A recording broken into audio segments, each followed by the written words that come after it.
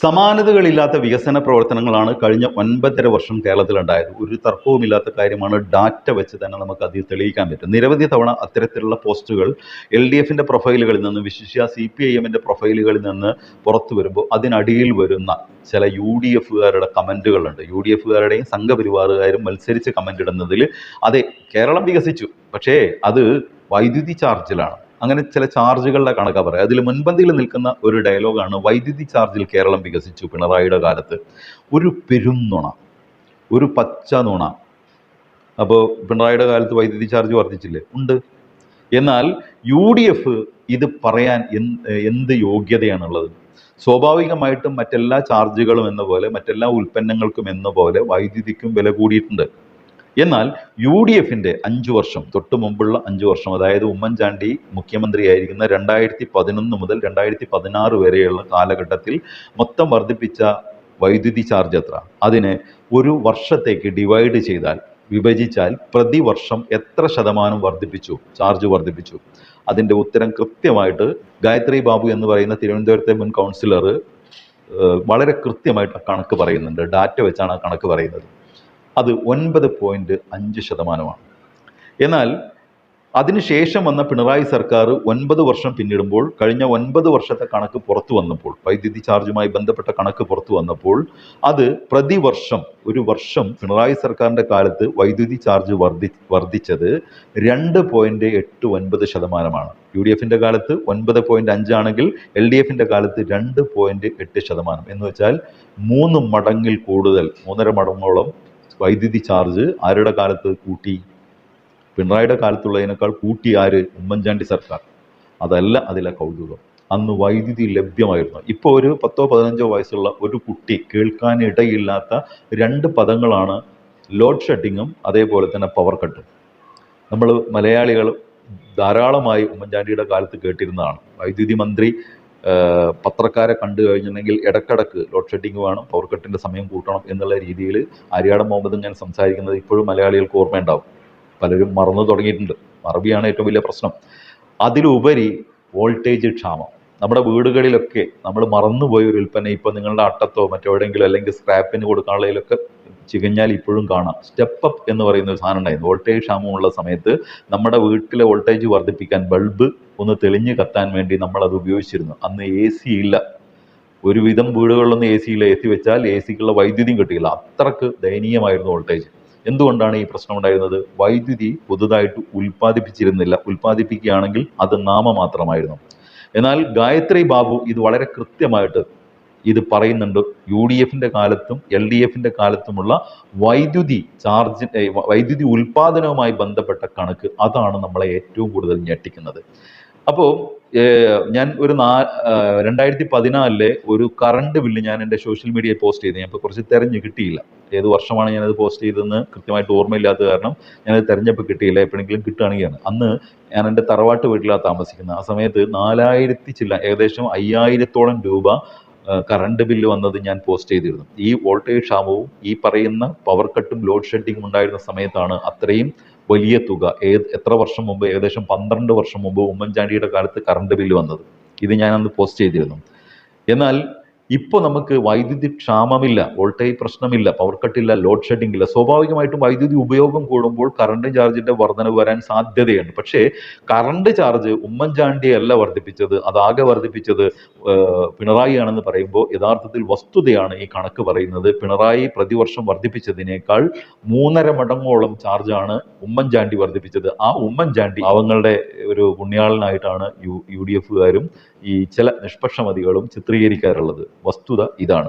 ഇതിലും ഉപരിയായിട്ടുള്ള വളരെ ഭീകരമായ, നമ്മൾ ഞെട്ടിപ്പിക്കുന്ന ഒരു കണക്കാണ് UDFിൻ്റെ കാലത്തും LDFിൻ്റെ കാലത്തും, അത് പിണറായിയുടെ കാലത്ത് മാത്രമല്ല അതിനു മുമ്പുണ്ടായിരുന്ന കാലത്തുള്ള വൈദ്യുതി ഉൽപ്പാദനവുമായി ബന്ധപ്പെട്ട കണക്ക്. അതാണ് നമ്മളെ ഞെട്ടിക്കുന്നത്. അതും വളരെ കൃത്യമായിട്ട് ഗായത്രി ഈ വീഡിയോയിൽ പറയുന്നുണ്ട്. നമുക്ക് ഏതായാലും ആ വീഡിയോ ഒന്ന് കണ്ടിട്ട് വരാം. നമ്മുടെ വീട്ടിൽ ഇപ്പം കറണ്ട് ചാർജ് കൂടി, അമ്മ കഴിഞ്ഞ ദിവസം പറയായിരുന്നു.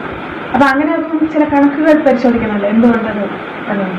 അപ്പം ഞാൻ സ്കൂളിൽ പഠിക്കുന്ന സമയമാണ് ഈ 2012-13 തന്നെ. ഞാൻ കുട്ടിയായിരുന്നു. ആ സമയത്ത് എനിക്ക് നല്ല ഓർമ്മയുണ്ട് പവർ കട്ട് ഉണ്ടായിരുന്ന കാര്യം. ഇപ്പൊ പവർ കട്ട് ഇല്ല എന്നുള്ള കാര്യം നമുക്ക് നന്നായി അറിയാം. പക്ഷെ അത് കുട്ടികളോട് കഴിയുമ്പോൾ അവർ പവർ കട്ട് എന്താണെന്ന് അറിയാത്ത ഒരു സാഹചര്യമൊക്കെ ഇപ്പോഴുണ്ട്, പലരും വീഡിയോ ഒക്കെ കണ്ടിട്ടുണ്ടാവും. അപ്പം പക്ഷെ പവർ കട്ട് ഇല്ല എന്നാൽ കറണ്ട് ചാർജ് ഭയങ്കര കൂടുതൽ. ഇതാണ് ഇപ്പോഴത്തെ നിലവിലെ പ്രശ്നം. അപ്പൊ നമ്മുടെ വീട്ടിലും ചാർജ് കൂടി, അതെന്താണെന്ന് പരിശോധിക്കാൻ വേണ്ടിയാണ് നമ്മൾ കണക്ക് പഠിച്ചത്. അപ്പൊ എപ്പോഴും നമ്മൾ പല കാര്യങ്ങൾ പഠിപ്പിക്കാറുള്ളത് കൊണ്ട് ഇത്തവണ കുറച്ച് വസ്തുതാ കണക്കുകൾ പഠിക്കാമെന്ന് വിചാരിച്ചു. കറണ്ട് കണക്ക് അത് നോക്കാം. സിമ്പിളാണ്. 2012, 13, 14 കാലഘട്ടം അറിയാമല്ലോ ആരുടെയാണ്, ഞാൻ പ്രത്യേകിച്ച് പറഞ്ഞു തരുന്നില്ല. അപ്പൊ ആ സമയത്ത് 2012 24%, 2013 9.1%, 2014 14.8% എന്ന നിലയിലാണ് കറണ്ടിന്റെ തുക വർധനവുണ്ടായിരുന്നത്. അപ്പൊ ആകെ എത്ര? 47.93% വർധനവ് ആകെ ഉണ്ടായിരുന്നു. അപ്പൊ UDFന്റെ 5 വർഷക്കാലമല്ലേ 47.93% എന്ന് പറയുന്നത് UDF 5 വർഷം കൊണ്ട് ഉണ്ടാക്കിയെടുത്ത ഒരു പ്രത്യേക സംരംഭമായതുകൊണ്ട് അത് ഓരോ വർഷം ശരാശരി നമ്മൾ നോക്കുമ്പോൾ ഏകദേശം 9.5% വരും. അതായത് പ്രതിവർഷം UDFന്റെ കാലഘട്ടത്തിൽ 9.5% തുകയിലുണ്ടായിരുന്ന വർധനവ്. ഇനി ഇത് LDF സമയമാണ്. ഓർക്കണം, ഈ 9.5% ഉണ്ടായിരുന്നപ്പോൾ പവർ കട്ടും ഉണ്ടായിരുന്നു. ഈ LDFന്റെ സമയത്ത് 2017 മുതലുള്ള കണക്ക് നമുക്ക് നോക്കാം. 4.77%, 7.3, 6.5, 3.2, 2.3, 1.75 എന്നുള്ള നിലയിൽ തുക വർദ്ധിപ്പിച്ചിട്ടുണ്ട്. അങ്ങനെ ആകെ നോക്കുമ്പോൾ 26.02% വർധന ഉണ്ടായിട്ടുണ്ട്. വസ്തുതയാണ്, വർധന ഉണ്ടായിട്ടുണ്ട്. ഇനി എത്ര നാൾ LDF? 9 വർഷം. അപ്പൊ 26.02% 9 വർഷം കൊണ്ട്. അപ്പൊ പ്രതിവർഷം എത്രയായി? 2.89% വർധനവാണ് പ്രതിവർഷം ഉണ്ടായിരിക്കുന്നത്.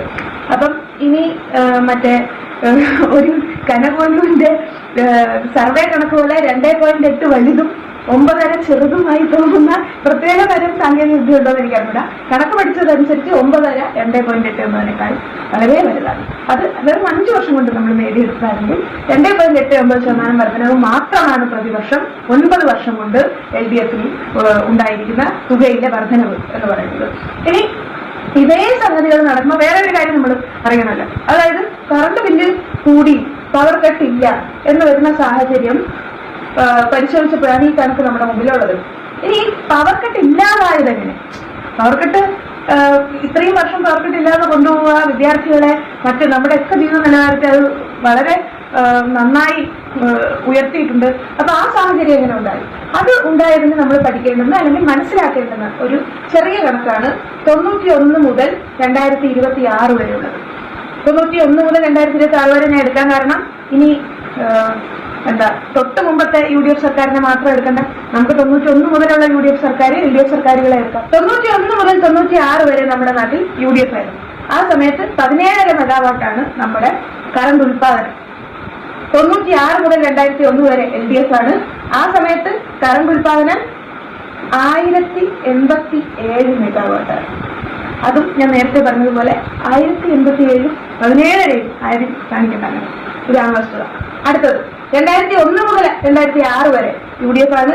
27 മെഗാവാട്ടാണ് ഉൽപാദനമെങ്കിൽ 2006 മുതൽ 11 വരെ 452 മെഗാവാട്ട് ഉൽപാദിപ്പിച്ചു.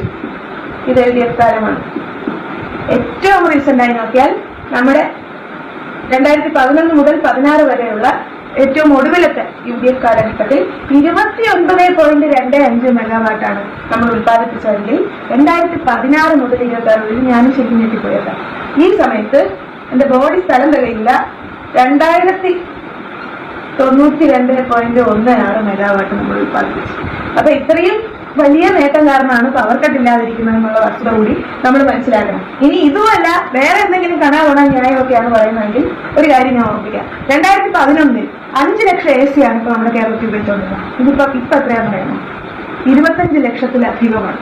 അപ്പൊ നമ്മുടെ ഉപയോഗം എത്ര അധികം വർദ്ധിച്ചു എന്ന് കൂടി നമ്മൾ കാണണം. ഇതെല്ലാം മനസ്സിലാക്കി വേണം ഏതെങ്കിലും ഒരു സാധനത്തിന് അയ്യോ പൊട്ട് വിളിക്കാൻ. അല്ലാതെ കണക്ക് പഠിക്കാതെ ആളുകളെ തെറ്റിദ്ധരിപ്പിച്ച് എല്ലാ തവണത്തെയും പോലെ എന്തെങ്കിലും ഗിമ്മിക്ക് കാണിച്ച് മറ്റേ ഉടായ്പ സർവേയും കനുകോലിയുടെ സഹായത്തോടെ എന്തെങ്കിലുമൊക്കെ നേടാമെന്നാണ് തോന്നലെങ്കിൽ നല്ലപോലെ ഫാൻ സ്പീഡ് കൂട്ടിയിരുന്നു വിചാരിച്ചു. ഇതാണ് വസ്തുത. ഈ വസ്തുത മറച്ചു വെച്ചുകൊണ്ടാണ് UDF പ്രൊഫൈലുകളിൽ ഈ പെരുന്നുണ വ്യാപകമായിട്ട് പ്രചരിപ്പിക്കുന്നത്. അടുത്ത തെരഞ്ഞെടുപ്പിൽ അധികാരത്തിൽ ഏറാൻ അവരെ സഹായിക്കുന്ന തരത്തിലാണ് ഈ നുണ പ്രചരിപ്പിക്കുന്നത്. കഴിഞ്ഞ പഞ്ചായത്ത് തെരഞ്ഞെടുപ്പിൽ നമുക്കറിയാം, 2 പെരും നുണകളാണ് 2 മേഖലയിലെ വോട്ടുകൾ, അതും വർഗീയപരമായ പരാമർശങ്ങൾ നടത്തിക്കൊണ്ടുള്ള 2 പെരും നുണകളാണ് UDFന്റെ ഈ വിജയത്തിലേക്ക് എത്തിച്ചത്. അതുകൊണ്ട് വളരെ വ്യാപകമായി ഈ നുണ പ്രചരിപ്പിക്കുമ്പോൾ നമുക്ക് അതിനെ ഓവർകം ചെയ്യാൻ മറ്റു മാർഗങ്ങളില്ല. ഇതിനുള്ള വസ്തുതകൾ വളരെ കൃത്യമായിട്ട് ജനങ്ങളിലേക്ക് എത്തിക്കുക എന്നുള്ളതാണ്. മറവി ഏറ്റവും വലിയ അനുഗ്രഹമാകുമ്പോൾ മറവി തന്നെയാണ് ഏറ്റവും വലിയ ശാപമായിട്ട് മലയാളിക്ക് മാറുന്നത്. അതുകൊണ്ട് ഈ വീഡിയോ പരമാവധി ആളുകളിലേക്ക് എത്തിക്കുക. മറ്റൊരു വീഡിയോ ആയിട്ട് വരുന്നവരെ എല്ലാവർക്കും